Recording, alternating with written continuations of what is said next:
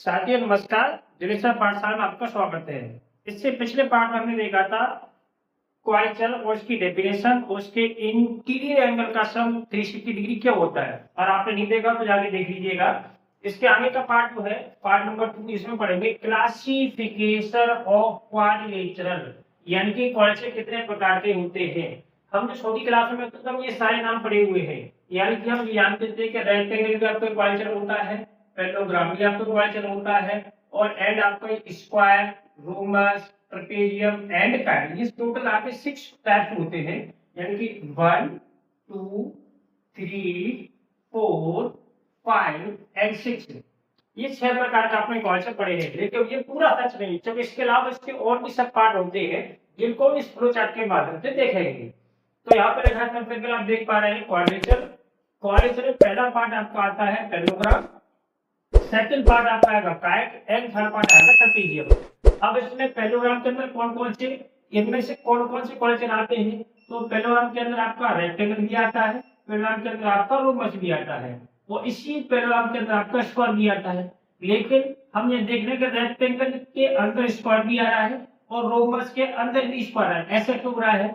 Actual में square जो होता है इन दोनों की कंडीशन को फुलफिल करता है, इसलिए हम स्क्वायर को रेक्टेंगल कह सकते हैं एंड स्क्वायर को रोमस भी कह सकते हैं। अच्छा, अब हम इसके अपन ये भी कह सकते हैं कि a rectangle is a parallelogram, yes. Rhombus is a parallelogram, yes. Square is a parallelogram, yes. हम ये भी कह सकते हैं कि square is a rhombus, yes. Square is a rectangle, yes. तो इस प्रकार से इसका हम क्लैरिफिकेशन पढ़ेंगे। तो हमें जो बीच बीच में अड़ताल वाले क्वेश्चन पूछे जाते हैं वो यही से पूछे जाते हैं, उसका फ्लो चार्ट नहीं पता होगा। तो हम केवल अगर इस प्रकार से पढ़ते हैं तो इन तरह के क्वेश्चन का आंसर देने में हम असमर्थ रहेंगे, और इसके फ्लो चार्ट को पूरा समझ लेते हैं तो हम इसके सारे जितने क्वेश्चन बनते हैं एग्जाम में वो आपका देने के लिए कैपेबल होंगे। अब सेकंड नंबर आता है आपका काइट।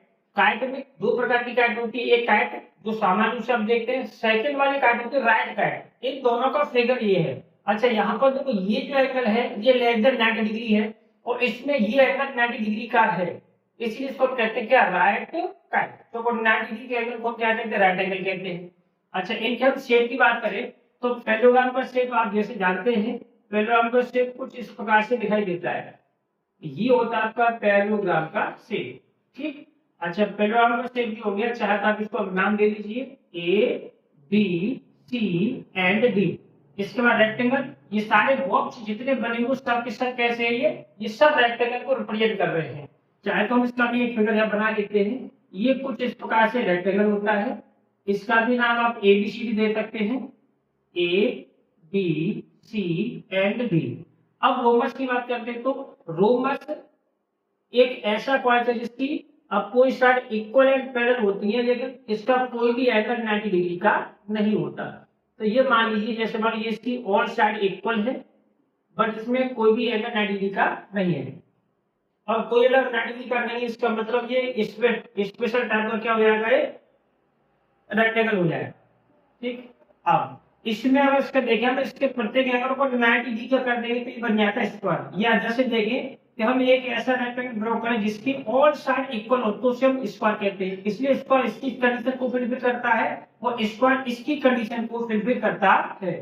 अब स्क्वायर की शेप आप जब बनाते हैं कुछ इस प्रकार से दिखाई देती है, ये आपको हो गया क्या, स्क्वायर। इसकी ऑल साइड इक्वल होंगी ये वाली, और each angle is 90 degree, each angle is 90 degree. चलिए यहाँ तक कीजिए, हमने समझ ली। हमें ये पता चल गया कि स्क्वायर रेक्टेंगल भी होता है, स्क्वायर रोमस भी होता है, स्क्वायर आपका पैरेललोग्राम भी होता है। ऐसी रेक्टेंगल भी आपका पैरेललोग्राम होता है और रोमस भी आपका पैरेललोग्राम होता है। अब इधर आते हैं काइट में। तो काइट में देख चुके हैं, इस तरह की काइट केवल काइट कहलाएंगे, और इस तरह की काइट जो उसको राइट काइट कहेंगे, जो उसकी पहचान है इसके अंदर एक एंगल 90 डिग्री का होता है। चलिए अब इधर देखते हैं ट्रेपेजियम में। तो ट्रेपेजियम 3 प्रकार का होता है, स्केलर ट्रेपेजियम। अच्छा, यहाँ पर टी का मतलब ट्रेपेजियम है, ये आइसोस्केल ट्रेपेजियम, और ये आपको कौन सा है, राइट ट्रेपेजियम। स्केलर ट्रेपेजियम का मतलब होता है कि ऐसा ट्रेपेजियम जिसकी एक पेयर यानी कि अपोजिट साइड का एक पेयर जो पैरेलल तो होगा लेकिन कोई भी साइड की लेंथ इक्वल नहीं होगी, इसलिए इसको कहेंगे क्या, स्केलर ट्रेपेजियम। अब इसको मान लो कुछ मैं इस प्रकार से बना लिया, ऐसे करके ऐसे करके ऐसे। अब इसकी ये वाली साइड इसके पैरेलल तो है लेकिन कोई भी साइड की लेंथ इक्वल नहीं है, इसीलिए इसको कह देंगे स्केलर ट्रेपेजियम।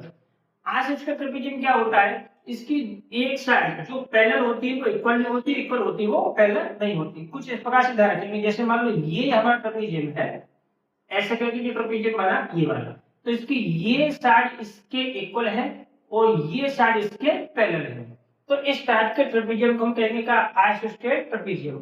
अच्छा, राइट ट्रेपेजियम क्या होता है?